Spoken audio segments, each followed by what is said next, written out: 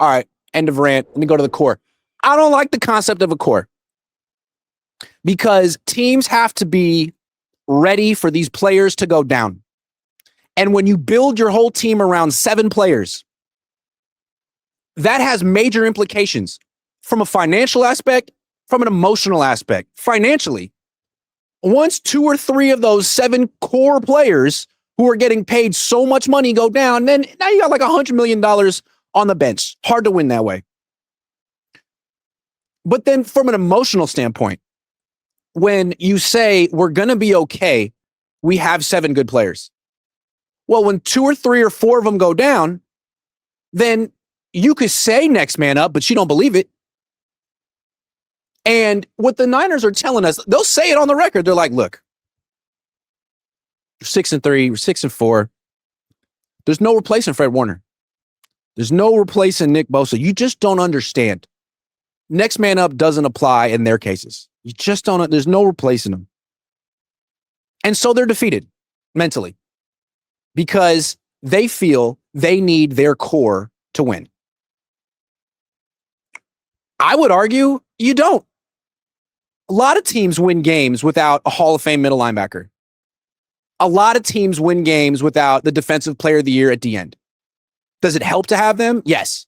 But when you don't have them, is that a reason to just sort of mentally pack it in and say, well, like, what do you really expect from us? We lost to the Rams. We didn't have 2 potential Hall of Fame players.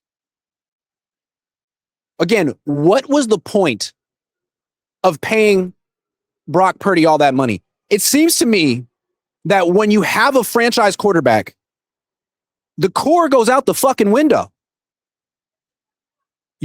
Your Super Bowl window isn't about 7 players who don't play quarterback. It's about the guy you paid $53 million a year. The whole reason to spend that much money on one person is the idea that, she knows what I'm talking about, is that when he's healthy, it really doesn't matter what you have around him. He gives you a chance to win. And I know he's not healthy, but George Kittle said he's coming back, right? If he's coming back next week, wouldn't the front office be really excited about that and say, oh my God, the 7th best quarterback in the league is coming back. Let's get him an edge rusher. If the 49ers were more flexible and they weren't so caught up in their superstars, they could look at what's happening on this team and say, you know what? It's not the season we wanted. It's not the team we thought we'd have, but we're still 6-4. And we have really good players, but it's not necessarily our core guys. Like, is Christian McCaffrey still in the core? He averaged 2.5 yards carry today. He's a good receiver. But it seems to me that if you would include Brian Robinson in the core, team would be better.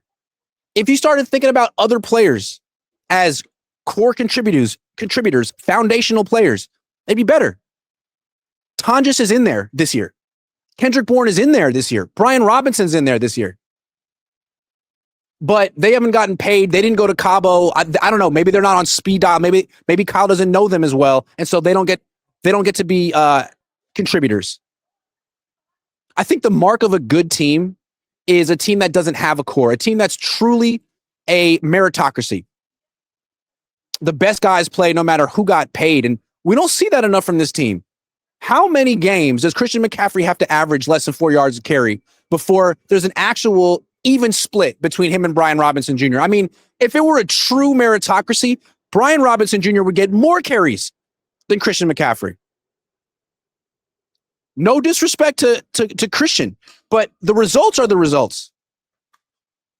Brian Robinson Jr. is just averaging more yards per carry than Christian. So what you got to do is give him the ball more than Christian, hand him the ball more than Christian, and see if that trend continues. And if it doesn't, then you deal with it from there. Anytime they throw to Christian, that's a great decision. Anytime they hand it to him, it's terrible. The idea of the core, the commitment to the core is really hurting the Niners this year. Juwan Jennings is in the core somehow. That's hurting the Niners this year. They'd be better off throwing to the hot hand, which is Kendrick Bourne. Kyle Juszczyk's in the core. It's not helping the Niners this year. They'd be better off playing Jake Tonjes. But they won't. because they're so committed to being led by these older group of players who aren't necessarily that great anymore. Kittle is. But it seems like really good football teams, contending football teams, have new superstars every year and embrace them.